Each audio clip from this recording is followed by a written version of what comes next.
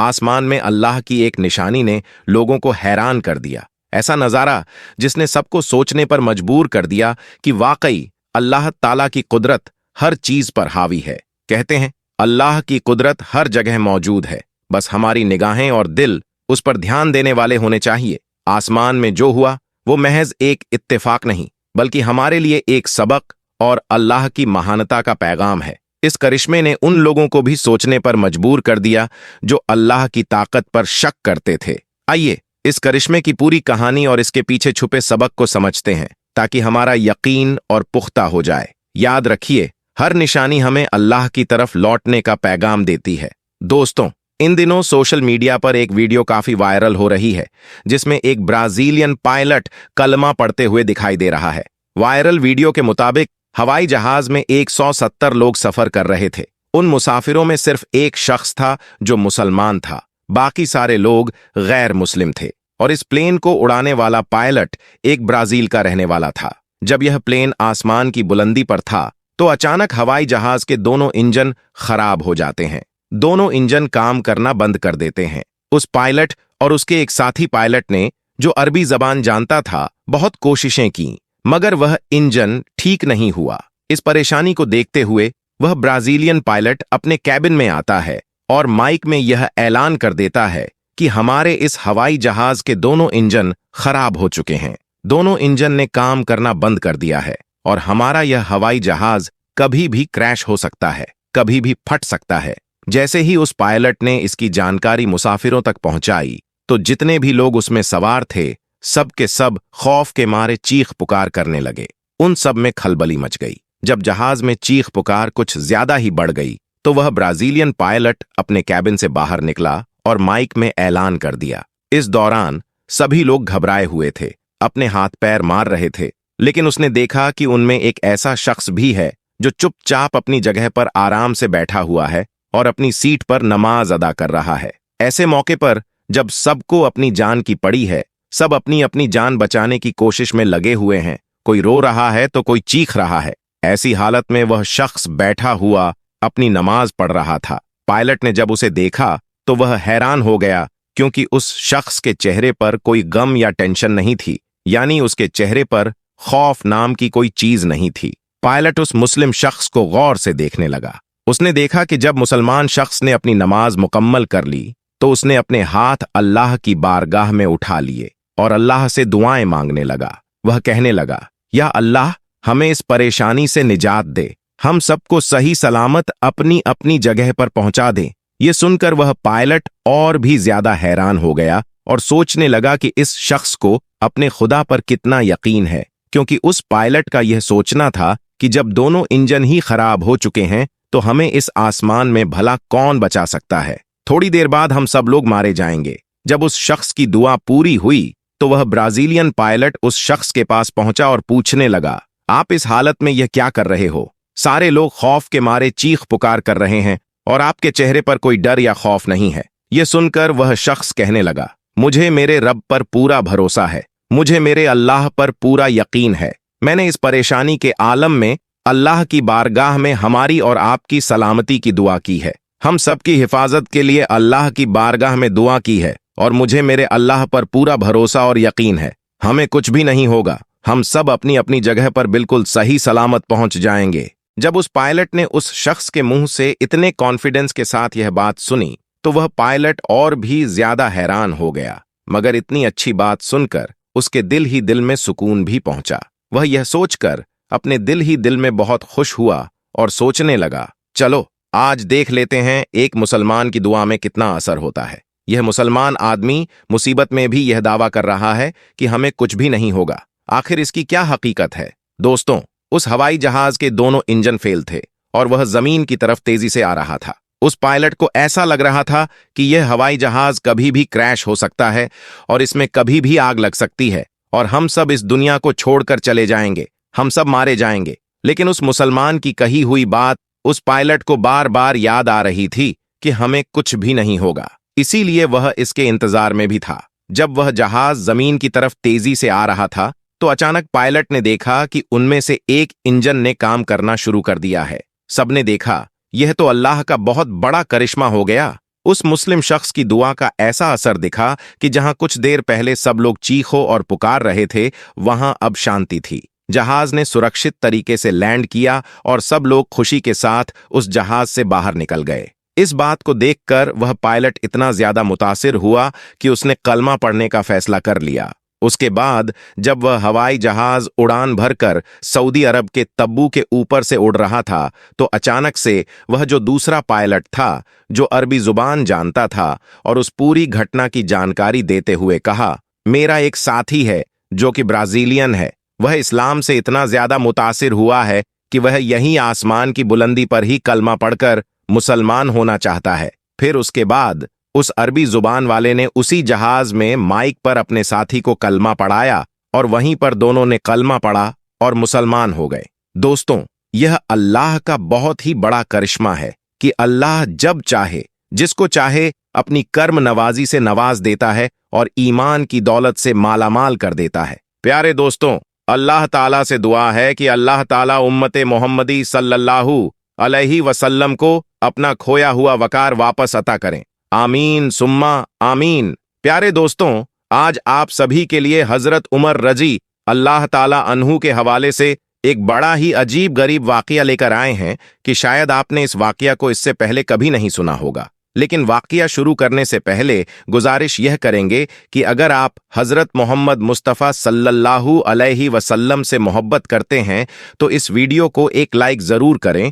प्यारे दोस्तों, आप सभी को बता दूं, रिवायत में आता है कि एक शख्स जो कि बड़ा ही परहेजगार था और साथ ही साथ बहुत ही ज्यादा खूबसूरत था, उसकी खूबसूरती की मिसाल इतनी थी कि जिसकी कोई मिसाल नहीं थी। जब वह मदीना मुनव्वरा पहुंचा तो ऐसे वक्त में वह सबसे पहले वह प्यारे आका हजरत मोहम्मद मुस्तफ़ा सल्लल्लाहु अलैहि वसल्लम के मज़ार के पास गया और वहां पहुंचने के बाद अपनी दिल की अजारी की और खूब रोया। यानी वह इस कदर प्यारे आका से मोहब्बत करता था कि जिसको हम बयान नहीं कर सकते हैं। आप सभी को बता दूं, वह मुसाफिर फिर जब मदीना मुनव्वरा आया तो यहां से उसका जाने का जरा भी दिल नहीं कर रहा था। ऐसे वक्त में उसने मदीना मुनव्वरा में रहने का ही इरादा कर लिया और फिर वह मदीना मुनव्वरा में ही रहने लगा।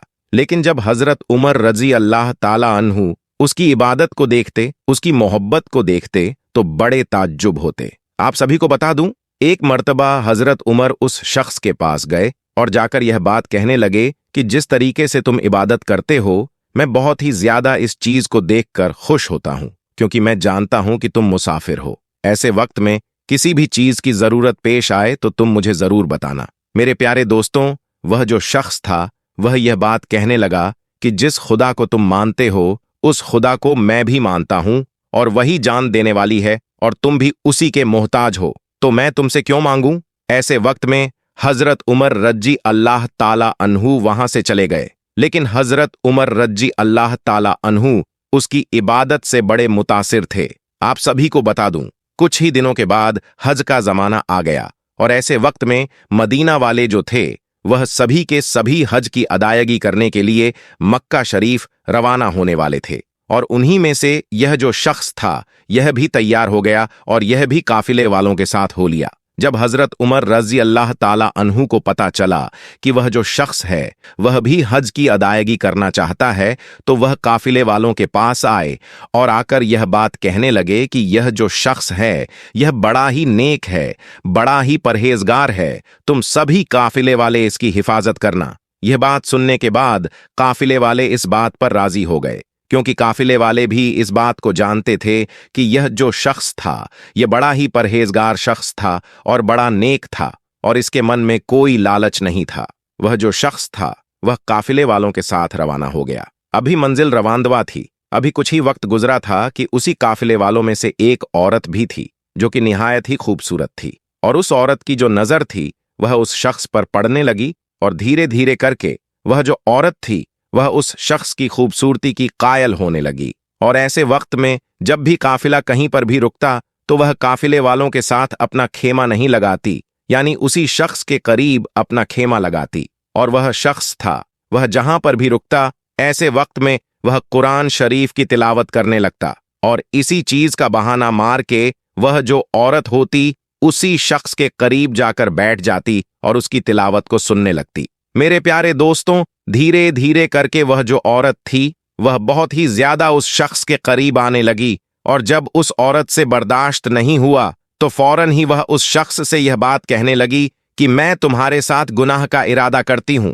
और अगर तुमने इस चीज से इनकार कर दिया तो ऐसे वक्त में तुम्हारे ऊपर गलत इल्जाम लगा दूंगी और तुम्हें फंसा दूंगी। और वैसे भी लोग औरतों की बातों पर जल्द यकीन कर लेते हैं। यह बात सुनने के बाद वह जो शख्स था वह फौरन ही यह बात बोलने लगा कि अल्लाह का खौफ करो, किस तरह की तुम बातें कर रही हो। अब यह हज की अदायगी के लिए तुम जा रही हो और ऐसे वक्त में तुम इस तरह की बात कर रही हो, तुम्हें तो शर्म आनी चाहिए। बेहतर यही है कि तुम इन सब चीजों से बाज आ जाओ और अल्लाह को राजी करने की कोशिश करो ताकि अल्लाह तुम्हारे हज को कबूल कर लें। लेकिन मेरे प्यारे दोस्तों, वह जो औरत थी वह किसी भी हद तक मानने को तैयार नहीं थी, और वह ऐसे वक्त में जब उस शख्स ने गुनाह करने से इनकार कर दिया तो उस औरत को बहुत ही ज्यादा गुस्सा आ गया। जब यह शख्स सोने के लिए चला गया तो ऐसे वक्त में वह जो औरत थी वह एक अशर्फी की थैली लेकर आई और उसी शख्स के सामान के साथ उसके थैले में जाकर रख दी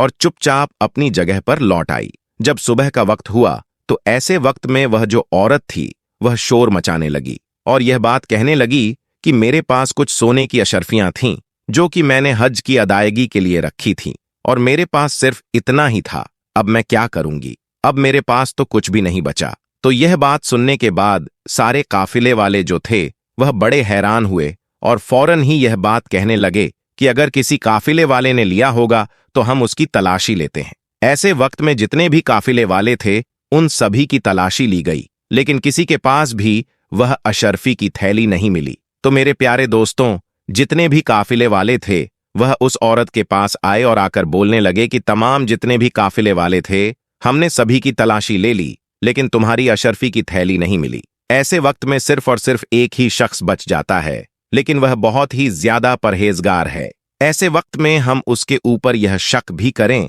तो यह एक बड़ा गुनाह होगा। लेकिन मेरे प्यारे दोस्तों, वह जो औरत थी वह यह बात कहने लगी कि दुनिया के सामने हो सकता है कि वह शख्स अच्छा बनकर दिखता हो, लेकिन कौन जानता है कि उसके दिल में क्या है। ऐसे वक्त में उसकी भी तलाशी लेनी चाहिए। मेरे प्यारे दोस्तों, सारे काफिले वाले जो थे वह उसी शख्स के पास गए और जाकर यह बात कहने लगे कि हमने तमाम लोगों की तलाशी ले ली है। वैसे तो हमारा दिल नहीं मानता कि हम तुम्हारी तलाशी लें, क्योंकि हमें तुम्हारे ऊपर यकीन है, लेकिन यह जो औरत है वह किसी भी तरीके से नहीं मान रही है। ऐसे वक्त में तो तुम्हारी तलाशी लेनी पड़ेगी। वह जो शख्स था, क्योंकि उसने तो चोरी नहीं की थी, तो इसीलिए वह खुशी खुशी राजी हो जाता है। जैसे ही काफिले वाले उस शख्स के सामान में अशर्फियां की तलाशी लेते हैं, तभी अचानक अशर्फी की जो थैली होती है वह नजर आ जाती है। वह जो औरत होती है वह फौरन ही यह बात बोलती है कि देखा, मैंने जो कहा था वही हुआ। यानी यह जो शख्स है यह ऊपर से दिखावा करता है और अल्लाह वाला बनता है, लेकिन असल में यह चोर है और यह दुनिया के सामने अच्छा बनने की कोशिश करता है। ऐसे लोगों के साथ तो बहुत ही ज्यादा जुल्म करना चाहिए। तो मेरे प्यारे दोस्तों, ये बात सुनने के बाद तमाम काफिले वाले जो थे वह सभी के सभी उस शख्स के ऊपर वार करने लगे और सभी के सभी ने उसे इतना मारा कि वह बहुत ही ज्यादा जख्मी हो गया। लेकिन ऐसे वक्त में वह जो शख्स था वह खामोश रहा, उसने कुछ भी नहीं बोला। लेकिन जब काफिले वालों को यह चीज का यकीन हो गया कि यह जो शख्स है यह चोर है और यह दुनिया के सामने दिखावा करता है, तो ऐसे वक्त में उस शख्स को जंजीरों से बांधा गया। लेकिन वह जो शख्स था वह फिर भी अल्लाह की रजा पर राजी था और वह खामोश रहा, उसने कुछ भी नहीं बोला। उसके बाद काफिले वाले जो थे वह मक्का की तरफ रवाना हुए, यानी हज की अदायगी के लिए। लेकिन तभी वह जो शख्स था वह यह बात कहने लगा कि आप लोग भी हज की अदायगी करने के लिए जा रहे हैं और मेरा भी यही इरादा था कि मैं भी हज करने के लिए जाऊं।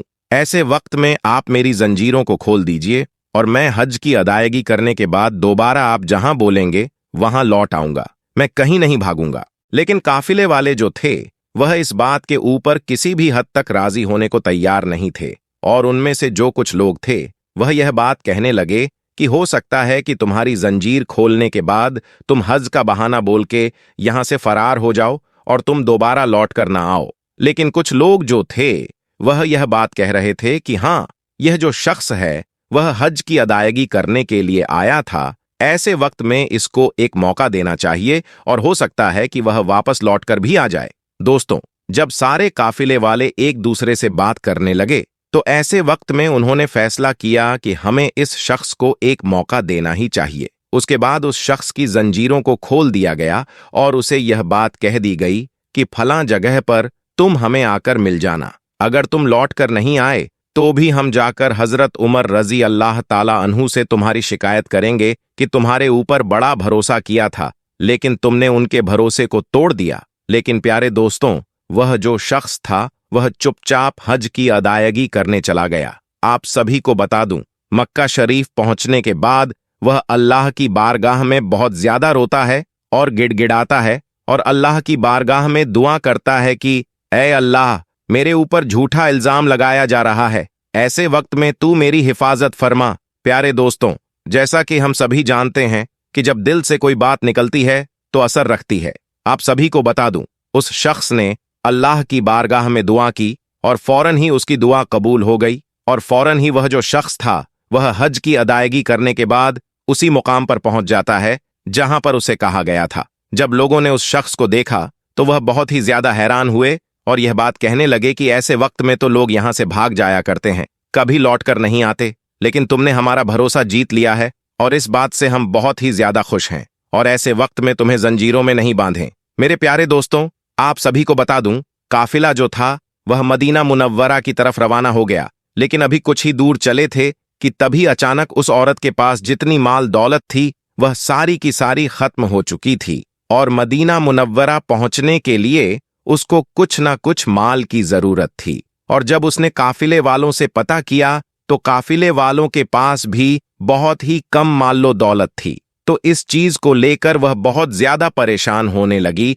कि मैं मदीना मुनव्वरा कैसे पहुंचूंगी। तो ऐसे वक्त में उसके जहन में यह ख्याल आया कि जब अब किसी जगह पर काफिला रुकेगा तो ऐसे वक्त में किसी गांव के अंदर जाकर मैं मदद मांगूंगी, हो सकता है कि कोई मेरी मदद कर दे। आप सभी को बता दूं, सफर के दौरान एक जगह पर काफिला रुका और ऐसे वक्त में मौका पाते ही वह जो औरत थी वह एक गांव के अंदर पहुंच गई और वहां पहुंचने के बाद वह लोगों से मदद मांगने लगी, लेकिन कोई भी मदद करने को तैयार नहीं था। ऐसे वक्त में एक शख्स नजर आया और वह यह बात कहने लगा कि मैं तुम्हारी मदद करूंगा, लेकिन इसके बदले मुझे कुछ चाहिए। तो वह जो औरत थी वह यह बात कहने लगी कि अगर मेरे पास कुछ होता तो मैं तुम्हारे पास क्यों मांगने के लिए आती। तो यह बात सुनने के बाद वह जो शख्स था वह यह बात कहने लगा कि चाहे कुछ भी हो जाए, बदले में मुझे कुछ ना कुछ तो चाहिए। तो यह बात सुनने के बाद वह जो औरत होती है फौरन ही यह बात कहने लगती है कि मैं तुम्हारे हक में दुआ करूंगी और इंशाअल्लाह ताला अल्लाह तुम्हें इसका अजर देगा। तो यह बात सुनते ही वह जो शख्स था वह यह बात कहने लगा कि अल्लाह ताला जो मुझे अजर देगा वह तो कयामत के दिन देगा, लेकिन मुझे कुछ हिस्सा आज और अभी ही चाहिए। ऐसे वक्त में वह जो औरत थी वह यह बात बोलने लगी कि भला तुम्हें क्या चाहिए। तो वह जो शख्स था वह यह बात कहने लगा कि मैं तुम्हारे साथ गुनाह करना चाहता हूं। ऐसे वक्त में वह जो औरत थी वह पहले तो इनकार करने लगी, लेकिन जब उसको जरूरत महसूस हुई कि मुझे बहुत ही ज्यादा माल की जरूरत है तो वह फौरन इस बात के ऊपर राजी हो गई और फिर उस औरत ने उस शख्स के साथ गुनाह किया और बदले में उस शख्स ने उसे उजरत के तौर पर माल दिया और उसे रवाना कर दिया। आप सभी को बता दूं, यह जो औरत थी वह अपने काफिले वालों के साथ रवा दवा हो गई। अभी कुछ ही दिन गुजरे थे।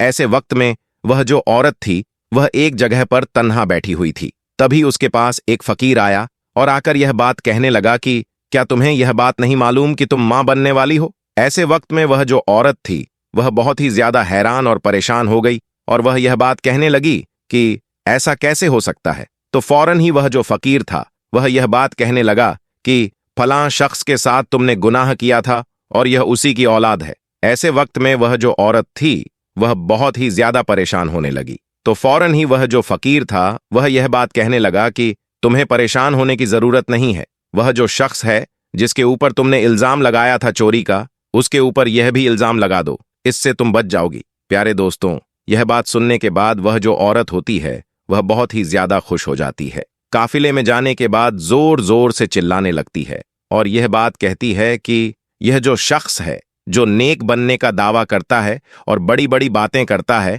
इसने मेरे साथ गुनाह किया है, जबरदस्ती की, जिसकी वजह से आज मैं मां बनने वाली हूं। मैंने यह बात इसलिए जाहिर नहीं की थी क्योंकि मुझे शर्मिंदगी महसूस होती थी, लेकिन आज मुझे यह बात मालूम पड़ी है कि मैं मां बनने वाली हूं। ऐसे वक्त में मुझसे यह बात छुपी नहीं और यह बात मैंने काफिले वालों को बता दी। तो यह बात सुनते ही काफिले वाले जो थे वह फौरन ही बहुत ही ज्यादा गुस्से में आ गए और फौरन ही गुस्से में आने के बाद उस शख्स के ऊपर गुस्सा उतारने लगे। आप सभी को बता दूं, वह शख्स जो था वह बहुत ही ज्यादा पहले से ही जख्मी था, लेकिन जब दूसरी मर्तबा उसके ऊपर वार किया तो वह और ज्यादा जख्मी हो गया। लेकिन ऐसे वक्त में वह जो शख्स था वह खामोश रहा, उसने कुछ भी नहीं बोला क्योंकि उसको अल्लाह की जात पर यकीन था। आप सभी को बता दूं, काफिले वाले दिल ही दिल में यह सोचते हुए जा रहे थे कि हजरत उमर रजी अल्लाह ताला अन्हु कितनी ज्यादा इज्जत करते थे, कितना इसको नेक समझते थे, लेकिन यह तो बहुत ही ज्यादा गलत इंसान निकला।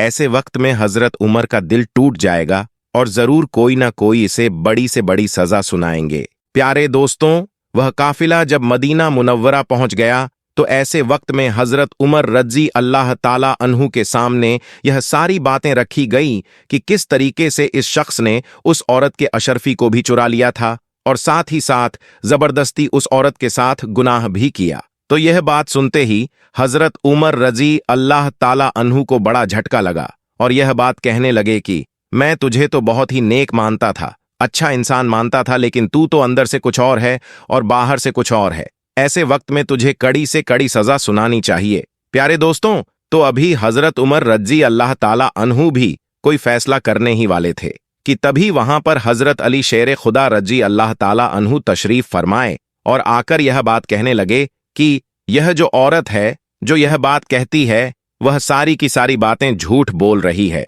यानी यह जो शख्स है वह नेक है और इसने इस औरत की कोई अशरफी नहीं चुराई थी और ना ही इस औरत के साथ जिना किया था। तो यह बात सुनने के बाद वह जो औरत थी वह यह बात कहने लगी कि यह बात आप ऐसे कैसे कह सकते हैं जब पूरे काफिले वालों ने इस चीज को देखा है। तो यह बात सुनने के बाद हजरत अली रजी अल्लाह ताला अन्हु ने यह बात कही कि अगर तूने जरा भी झूठ बोला तो इसका बड़ा ही बुरा अंजाम तुझे देखने को मिलेगा। तू मुझे यह बात बता कि फलां जगह पर तूने इस शख्स से यह बात नहीं की थी कि मैं तुम्हारे साथ गुनाह करना चाहती हूं, तो इस शख्स ने मना कर दिया था। वह जो औरत थी वह बहुत ही ज्यादा डर के मारे कांपने लगी और फौरन ही यह बात कहने लगी कि हाँ, मैंने यह बात कही थी।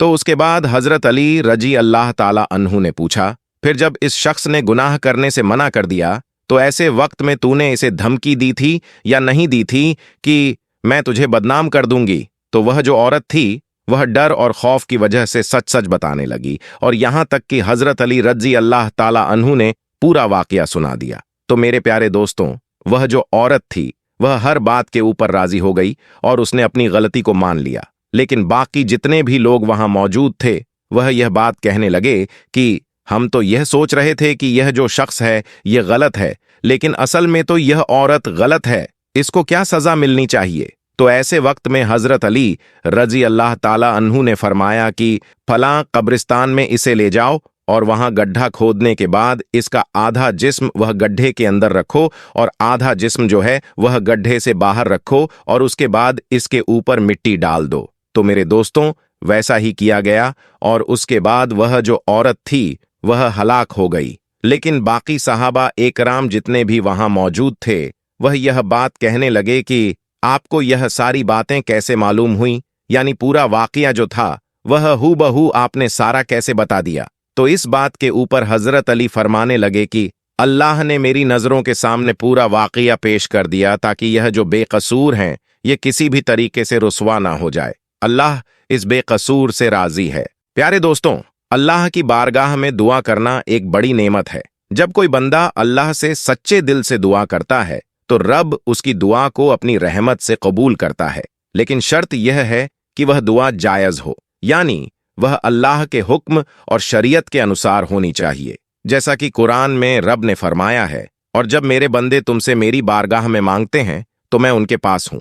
सूरत अल बकरा। प्यारे दोस्तों, सोचिए कि अगर अल्लाह अपने बंदों की दुआओं को कबूल करता है तो वह किसी भी हालत में अपनी रहमत को अपने बंदों पर सच्चे दिल से कबूल करता है। यदि हम अपने रब के साथ जुड़कर तवक्कुल रखते हैं तो अल्लाह हमारी दुआओं को अपनी कुदरत और मेहरबानी से कबूल करता है। अब यदि हम अपने आका हजरत मोहम्मद सल्लल्लाहु अलैहि वसल्लम के बारे में सोचें तो हमें उनकी शान और मर्तबा का अंदाजा होता है। सुभान अल्लाह, जो रसूल हैं, अल्लाह ने उनकी हर दुआ को पूरी तरह कबूल किया क्योंकि वह अल्लाह के अजीम रसूल थे। उनका मर्तबा और शान सबसे ऊंचा है और उनकी दुआ से ज्यादा कोई दुआ नहीं हो सकती। सुभान अल्लाह, अगर हजरत मोहम्मद सल्लल्लाहु अलैहि वसल्लम के पास अल्लाह की बारगाह में इतनी वसीयत और कुदरत थी तो हम क्या सोच सकते हैं कि अल्लाह का रहम कितना विशाल होगा।